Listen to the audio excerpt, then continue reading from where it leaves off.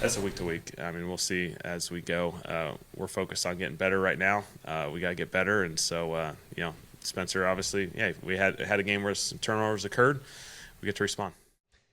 Kellen Moore, before the season started, said this was not going to be a quarterback carousel type season. They made the decision it was going to be Spencer Rattler. That was it.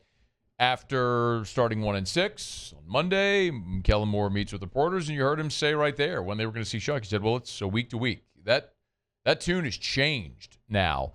So when is it time? Sean Salisbury is with us at Sean Unfiltered. If you want to give him a follow there on Twitter, make sure you check out Sean on YouTube. It's Unpaved on Rumble is where you can find Sean on YouTube. Go subscribe to the channel. Okay, Sean, the Saints are 1-6. You could say through this start that Rattler hasn't been the problem, maybe not the solution, but he hadn't been the problem until 4 turnovers on Sunday. So how much more do you wait before you see what you got in the guy you took 40th overall? What are we waiting on, Matty? And listen, I'm a big fan of Kellen Moore and his grind to get where he's at. I would have never gone into the season. See, to me, a quarterback carousel is you're playing them back and forth, back and forth. Nobody gets rhythm. Nobody gets to learn how to make mistakes and come out of it. And nobody gets to lead the team because it's back and forth. That, to me, is a quarterback carousel. 7 games in, 1-6. We've had the conversation about Rattler. When you are in a position where, in truth, regardless of what everybody in there says, behind their closed doors, knowing the job is not solidified for the future, whether it's for him or Shough, it doesn't matter. But to me, you're not playing quarterback carousel 7 games in. You won 1 game and got and pulled that one out. And while he hasn't been the problem, when Chicago really they ran the ball well, they didn't explode the passing game. They were okay against the Saints, a few more plays than the Saints did. But those are the games you got to win that you can't turn it over and throw the ball to the other team. When you're in his, and it is a fragile situation because you're trying to still earn your gig. And I'm a Spencer Rattler fan, but you just can't. You don't have the leeway that Jackson Dart's going to get as a first-round pick. You don't have the leeway. You just don't. And it's a results business, man. And this isn't a quarterback carousel. This is, okay, we're 1-6. Even though he's not the only reason we haven't won, matter of fact, he's played decent, protected the ball for the most part. Things do change when you turn it over. You throw 3 picks and, you're just not putting the ball in the end zone and doing what you want to do. And there's some explosiveness and you're making poor decisions. At what point do you see what the next guy's like? I sure don't want to go into next year unless Rattler was dominating and playing great football. Why would I go into the next year? Then it wouldn't matter. Then I got my quarterback. We spent a first-round draft pick elsewhere. But let's say it continues like this. We're not winning, throwing for a couple hundred yards a game. Our run game is depleted. Another injury. The talk of Kamara being traded. Well, all the stuff that goes on. What are we going to go into next season saying, well, do we know what we got? Only way I want to know what I got behind Rattler is if Rattler throws 3 picks and costs us and we're 1-6. So this isn't quarterback carousel. That's coach speak. That's chatter. And I love Kellen, but it's complete coach speak. You got to see the forest through the trees. This is, well, the door's open. We're going to see how practice week goes. Trust me, they already have a pretty good idea who they want to start. Tomorrow's Wednesday. It's the work day. Whether it's Rattler or somebody else, they already know. But at what point in time are you going to find out? And we saw Russ Wilson throw for 455 or 485. Yeah. And the next week his butt was sitting on the bench. So the stats, it's wins or losses. And you didn't know what you were going to get from, and it was a low stat game the next week, but it was a different energy. And it's a bummer because the quarterback, and I've been there, even if you're putting up numbers and they say, no, it's got to be somebody else. Well, it sucks, but it's just the way the position is. And going in, it's like a coach. At some point, you're getting fired. More than likely throughout your career, you're going to go do it somewhere else and do it better than you did the last time. So I don't know what the weight is. You're either going to get lightning in a bottle and he's going to play great, or he's not, and you're going to be 5 weeks in and you're going to say, well, they're the same guy right now, so what's next? And then you get into your offseason. But do you want to go into the offseason where one's playing okay, but they're not winning? You need a lot. The salary cap stuff. You've got the guy you drafted that you hold in high regard, but if he doesn't see the field, and then the draft starts to come, you start evaluating, then what? So if they're 4-3, if they're 5-2, if they're losing, they were 4-4. Next week they get to 4 where they were a 500 team. Different story, because then you can see the other things. But you in the situation he's in, unfortunately for Rattler, You can't afford to make errors like that, because what you do, the door that was open, you've kicked it open for the other guy because your glove has been left on the mound. That's just the reality of the situation. We all want to sugarcoat it. Hard position, hard to keep the job, hard to sustain it. And even though there's a lot of factors involved, it's the head coach and the quarterback. That's where it starts. And it always does if you're not winning, because we beg our quarterbacks to elevate, not to stay stagnant.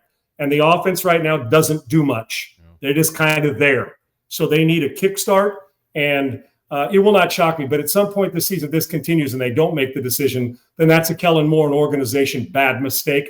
If they stick with him, he gets hot, then that's why they're the coach in the front office. But right now, you can't continue to see these results and play the same guy week in and week out. It's insanity, even though it's not just his fault. But it's just the way it is. You've got to have a spark, and energy does matter at that position, and so does buy-in. And maybe it's somebody else, and maybe it's Rattler. But that's not quarterback carousel. I got to start to get something going on my team, and the next answer is the guy who's the number 2 quarterback. It happens in every organization in football. Do you think about the when on the schedule, like timing your jump? Sean, for example, like they're at home this week against Tampa, which is a tough opponent, but you're home. And then the next 2 weeks, so you're at the Rams, at the Panthers, then you have your bye. Like, would you rather him start a home game or a game coming off the bye against Atlanta? Like, does any of that factor in? I think it does at times. You get ready with LSU's like the year, Burrow, those guys, and you're a new kid. You got to go in there and play them when they're undefeated and rolling, scoring 50 points a game, and you're shot. I mean, you look at it, let's be realistic, right? With that right. Situation, you're exactly right. In this case, we're in the pros, man. I've shifted my paradigms on this. When is the right time? Do we really think if Rattler's playing, and he's the guinea pig because you're playing against Tampa and you're playing against the Rams and you get Carolina and bye, what am I going to learn? And I've talked to head coaches before, and I understand you want to have patience because we ask them to be great too quick. It'd be nice to have patience, Rodgers, Jordan Love, but we don't have that much these days. And you want to have patience, but there's this other side of me that says, okay, so when? This league's crazy. 1 week you're the Cleveland Browns and you can't do anything. The next week he outplays Favre and he's 40 years old. And not Favre, but Rodgers, and then right. Cleveland wins. I mean, it's crazy. So when is the right time? Is the right time where you play the Saints if you're opposing quarterback, and yet boom, they come up and play their best game? I don't know when it is. The difference is a couple players, 8 to 10 plays a game in quarterback play between a good team and a team that's not good. Look at the Chiefs. We had them buried 4 weeks ago. Yeah. They're the odds-on favorite to be the Super Bowl champion just 4 weeks later because they get 2 receivers back and are playing better. I'll tell you what I do. If I'm making the decision, it has zero to do with the schedule because it's never going to be easy. And if you're the backup, as I'm talking to coaches, the whiteboard doesn't move. At some point in time, you're going to have to play a good team. I didn't make the decision on Jackson Dart. I'm putting him in, and we're going, whether it's home or away. Maybe, just maybe, he loves to thrive on big competition. It brings out the best in the next guy or whoever that is. I don't, especially now if it was 1 week, Matty, you're playing the Rams this week or Tampa, and then you have the bye week. I get it. But right now, that's too far removed.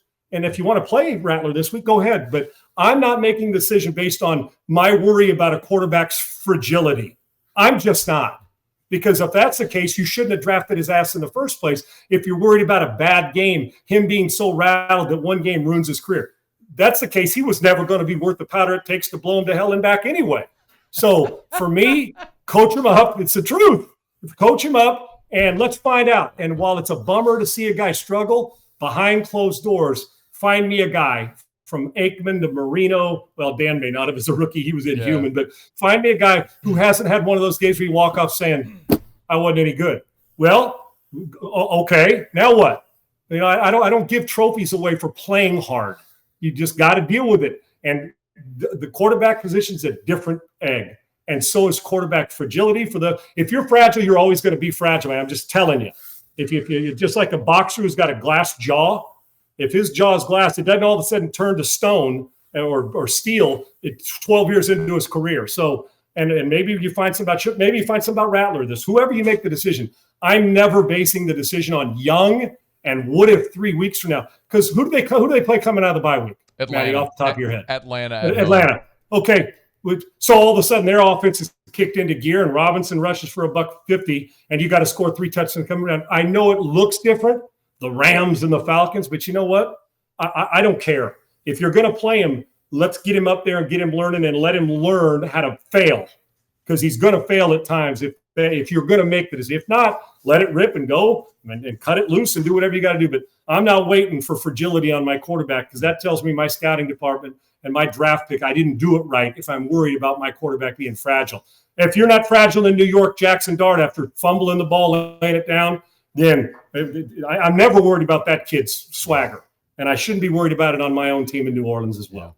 By the way, you're right. Dart, his first start was against the Chargers. I mean, that a lot of people thought, hey, why not wait and let him play against the Saints? They played against the Chargers his first game. And without that energy, you saw it. I mean, that energy, even though I understand they didn't explode, but you saw right from the get-go how that defense played. And hell, the Chargers haven't been the same since. Yeah. And so that energy matters, man. I'm telling you, buy-in's just as important a lot of times as talent.